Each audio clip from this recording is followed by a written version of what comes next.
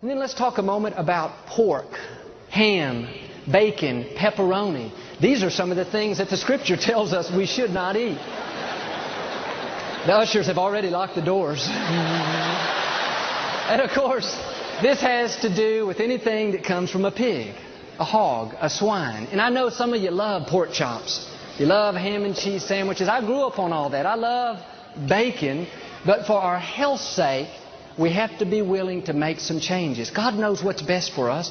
And back in the Bible days, the pig was considered unclean. It was never considered a source of food. And one of the main reasons why was the pig will eat anything. A pig eats waste and garbage. This is kind of gross, but a pig will eat its own dead child. A pig will eat other sick and infected animals. They're scavengers. And what's interesting is the pig has one of the quickest and poorest digestive systems of any animal. It takes only 4 hours, and that's not good.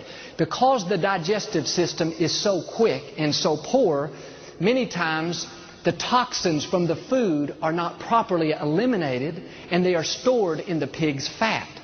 That means that pig can eat all kinds of filth and garbage. It can eat other infection. 4 hours later, it's sent to the slaughter and butchered. In a few days, it's on your plate at home. You're having ribs. The problem is the toxins were never properly eliminated from the pig. On the other hand, the animals that God says are okay for us to eat, like cow, lamb, deer, buffalo, these animals eat fresh, clean vegetation. Their digestive system is much more sophisticated.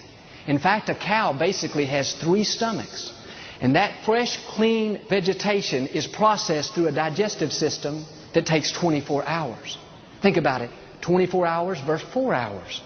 Would you rather eat an animal that eats waste and filth or an animal that eats fresh, clean vegetation? An animal that poorly processes the food and stores the toxins in its fat, or an animal that properly eliminates the toxin from its body?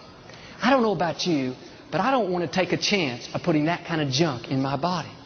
And as I said, I love bacon, but a few years ago, we switched over and started eating turkey bacon. I can't tell the difference now. I love pizza, but I don't eat pepperoni anymore. I made changes not only for my health's sake, I made changes to honor God.